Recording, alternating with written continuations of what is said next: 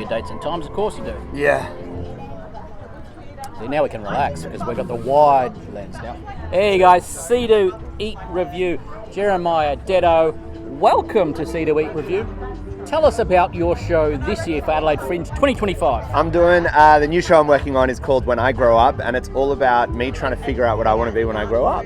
Yeah. You said you're working on, so this show's not perfected yet, is that what you're saying? A show is never perfected. Oh, I love this. I don't know, like, interesting. even MUSH that I did last year, I've done that 115 times now, and in the last 5 shows that I did, I still cut things, edited things, so I was constantly adjusting it and changing, because I'm always growing and changing, so the show needs to grow and change as well. But what I love with MUSH as well, for folks who didn't see it, it was every show's going to be completely different pretty much. Yeah. It's got a nice through line, but it changes with how the audience reacts, isn't it? Depending on how they want to play that day, there's always a bit of difference, which keeps it fresh for me.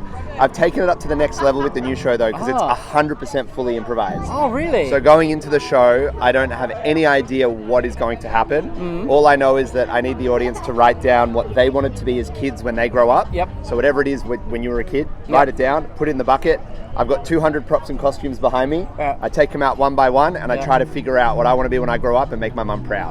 So, I don't know, this might show our age difference. When I was younger, I wanted to work at a video store. Hell yeah. Yeah? Yeah. You always done that? Yeah, Good, I'm good. I'm not that young. I just think some people just don't know what a bloody video is. They never had the privilege of going out on a Friday night, getting a Blockbuster Video Easy. $6 overnight, having to watch it in that 24 hours and bring it back rewound. Absolutely. Rewind it, of course. Be kind, rewind. That's what suggestion you're going to get from me anyway. But video, yeah, that's great. Have you found your mum is not proud of you right now, or no, she's trying to search for her approval? She's generally proud of me because I'm very lucky doing all this kind of stuff.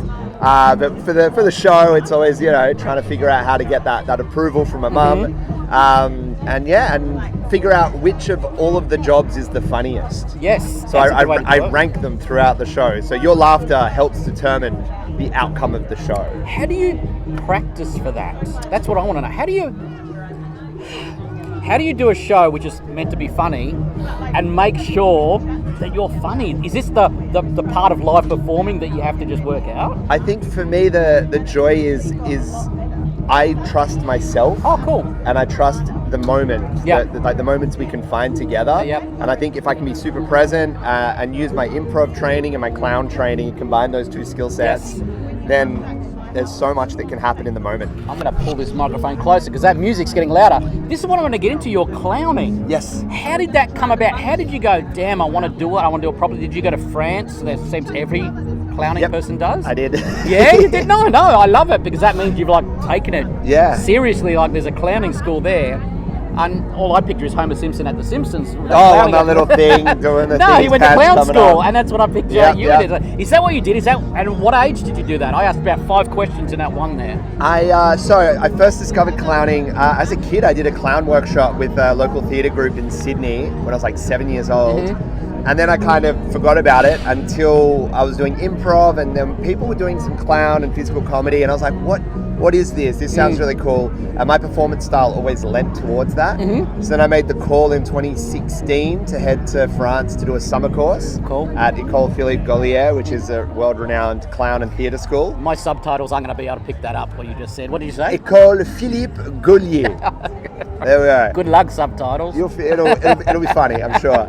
And then after that I went to Norway to do a bit of clown stuff, and I still wanted more, so I decided to go back and do the full 2 years in Paris and studied, we did theatre and clowning, so we were doing Chekhov, Shakespeare, Greek tragedy, Neutral Mask, Buffon, and of course a lot of clown as well. 2 questions out of that.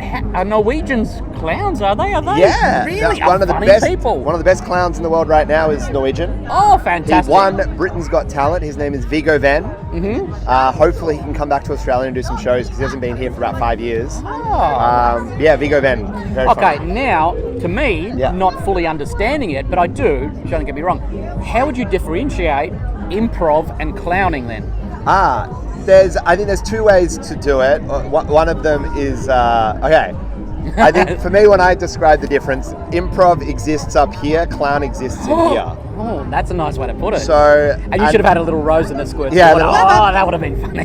The difference is, in improv, we always say in improv, get out of your head, but you have to be thinking about the plot, the story, the characters, whereas clown is just about what is happening right now, what is funny right now, and that's what we do. And then at any moment it can swap into something else that's funny. Playing with that naivety of a kid, just play.